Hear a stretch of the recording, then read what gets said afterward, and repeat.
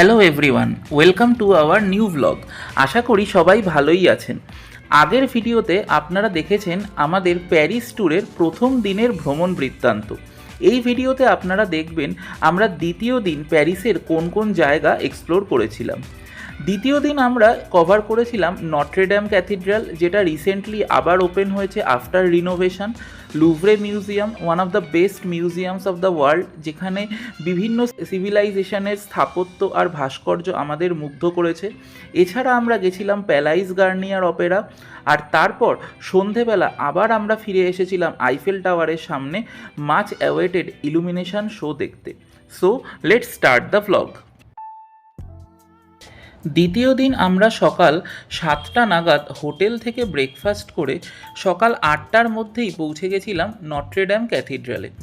এখানে বলে রাখি, আমরা আগে থেকেই নট্রেডামের অফিসিয়াল ওয়েবসাইট থেকে অনলাইন সকাল 8:30টার টাইম স্লট রিজার্ভেশন করে রেখেছিলাম, যার ফলে আমাদের ক্যাথিড্রালে ঢুকতে কোনো লাইন দিতে হয়নি।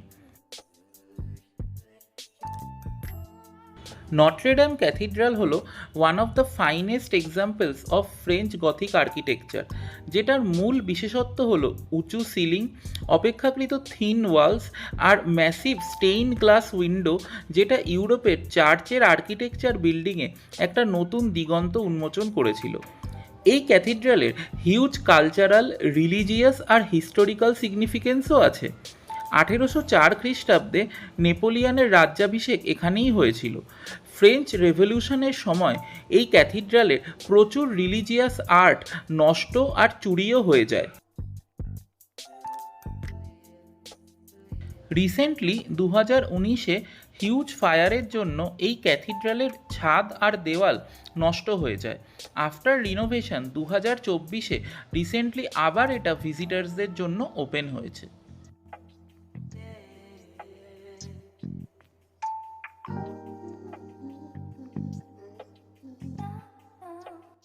নট্রেডাম ক্যাথিড্রাল থেকে আমরা চলে আসি ওয়ার্ল্ড ফেমাস লুভরে মিউজিয়াম দেখতে, যেখানে দা ভিঞ্চি থেকে শুরু করে ডেভিড আর রেনেসার টাইম থেকে শুরু করে ইসলামিক আর ইউরোপিয়ান আর্টিস্টদের 35,000-এর ওপরেও পেন্টিংস অ্যান্ড স্কাল্পচার্স আছে। লুভরে মিউজিয়াম একটা ভিজিটে কভার করা খুবই মুশকিল। বলা হয় আপনি যদি প্রতিটা আর্ট ওয়ার্কের দিকে 30 সেকেন্ড করেও তাকিয়ে থাকেন, তাহলে আপনার লুভরে কভার করতে 4 মাস মতন সময় লাগবে। এখন আমরা আছি মোনালিসা রুমে।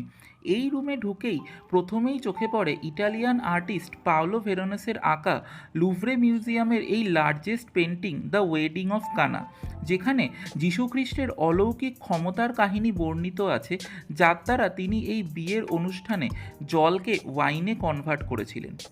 এর উল্টো দিকের দেয়ালেই রয়েছে ইটালিয়ান আর্টিস্ট লিওনার্দো দা ভিঞ্চির আঁকা ফেমাস মোনালিসা, যেটা 1911 সালে ইটালিয়ান একজন ওয়ার্কারের দ্বারাই চুরি হয়ে গিয়েছিল, কারণ তিনি মনে করতেন মোনালিসার ইটালিতেই থাকা উচিত।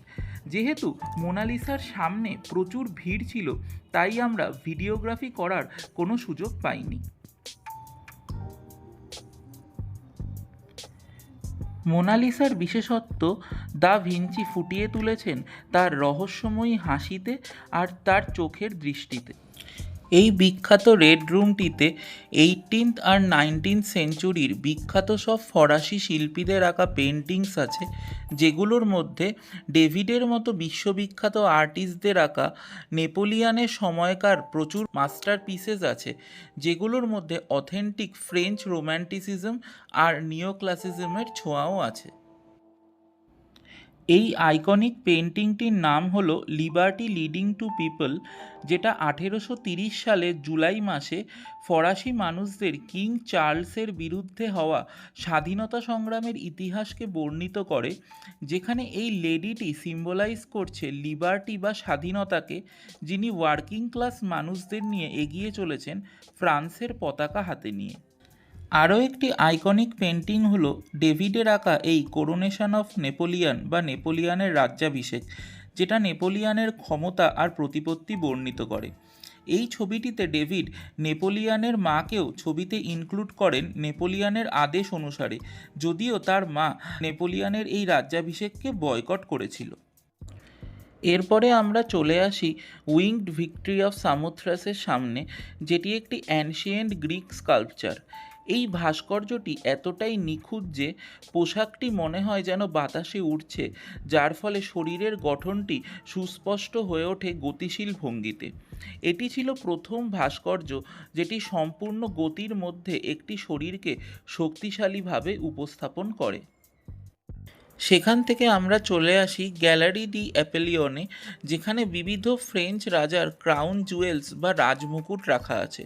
অরিজিনালি এই রুমটা ডিজাইন করা হয় রাজা কিং লুইস 14-এর জন্য, যিনি অ্যাপোলো নামে পরিচিত থাকায় এই গ্যালারির নাম হয় গ্যালারি ডি অ্যাপেলিয়ন। এই রুমের সিলিংটার আর্টওয়ার্ক ইটসেলফ একটা মাস্টারপিস।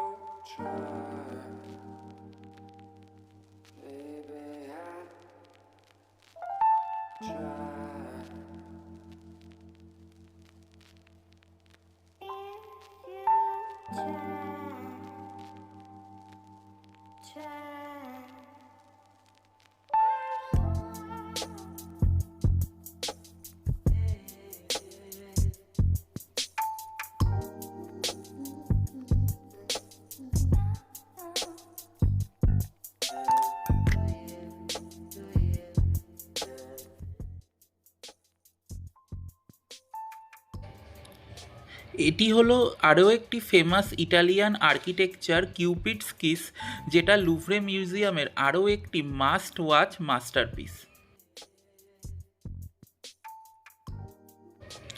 মোনালিসার পরে লুভরে মিউজিয়ামের সবথেকে ফেমাস আর্টওয়ার্ক হলো এই ফেমাস গ্রিক স্কাল্পচার ভেনাস দি মেলো। মনে করা হয় এই ফেমাস স্ট্যাচুটি গ্রিক দেবী অ্যাফ্রোডিটের, যিনি ছিলেন গ্রিক সৌন্দর্য আর প্রেমের দেবী, যিনি ভেনাস নামেও পরিচিত ছিলেন। এই স্কাল্পচারটি ফেমাস তার মিসিং আর্মস আর পোজের জন্য, যেটা এত বছর পরেও মিস্ট্রি। এই স্কাল্পচারটিতে পাথরের কারুকার্য এতটাই পারফেক্ট, যেটা একটা হিউম্যান বডি স্ট্রাকচারের ডিটেলিং, পোশাকের সূক্ষ্ম ভাঁজকে নিখুঁতভাবে ফুটিয়ে তোলে, যেটা এই স্কাল্পচারটিকে জীবন্ত করে তোলে আর আর্টিস্টের দক্ষতাকেও ফুটিয়ে তোলে। স্কাল্পচারটি বাঁ দিক থেকে দেখলে বোঝা যায় কোমরের দিকে একটা সাটেল টুইস্ট আছে, যেটা স্কাল্পচারটিকে একটা সেন্স অফ মুভমেন্ট আর ডাইনামিজম দেয়।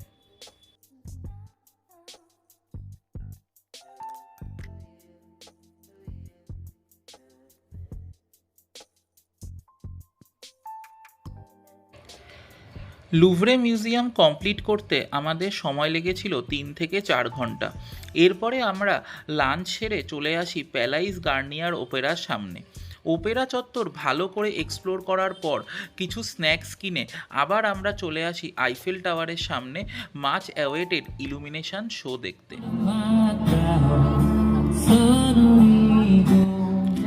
সন্ধে নেমে আসছে প্যারিসে। আইফেল টাওয়ারের ট্রোকাডেরো গার্ডেনের সামনে আবার আমরা চলে এসেছি ম্যাজিক্যাল ইলুমিনেশন শো এক্সপিরিয়েন্স করতে।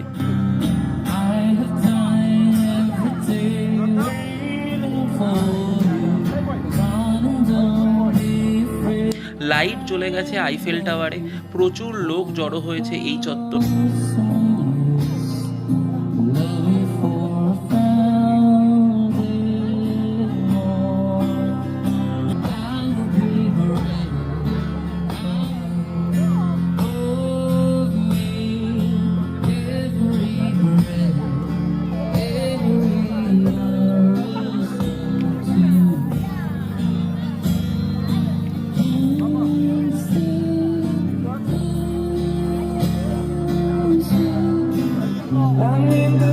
ধীরে ধীরে আকাশ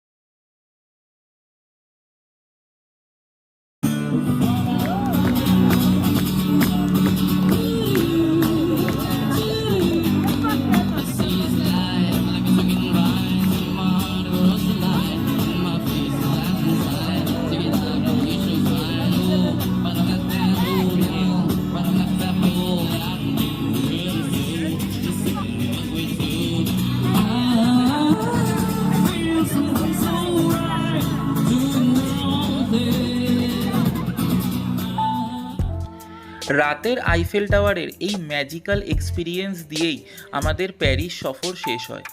পরের দিন সকালে আমরা রওনা হয়ে যাই সুইজারল্যান্ডের উদ্দেশ্যে, আর তারপরেই শুরু হয়ে যায় আমাদের সুইস অভিযান। সুইজারল্যান্ড সংক্রান্ত ডিটেইলড ভিডিও আমরা খুব শীঘ্রই নিয়ে আসবো আমাদের চ্যানেলে। প্যারিস ভ্রমণের খুঁটিনাটি মানে ট্রান্সপোর্ট, হোটেল, অনলাইন বা offline ticket booking, tips and tricks সংক্রান্ত একটা ডিটেইলড ভিডিও আপনারা আমাদের চ্যানেলে পেয়ে যাবেন। সেই ভিডিওর লিঙ্ক আমরা ডেসক্রিপশানে দিয়ে দেব, আপনারা দেখে নিতে পারেন। ভিডিওটি ভালো লেগে থাকলে প্লিজ লাইক করবেন, কমেন্ট করে জানাবেন যদি আরও কোনো ডিটেলস জানতে চান, আর চ্যানেলটিকে সাবস্ক্রাইব করে দেবেন for more contents like this. Happy travelling.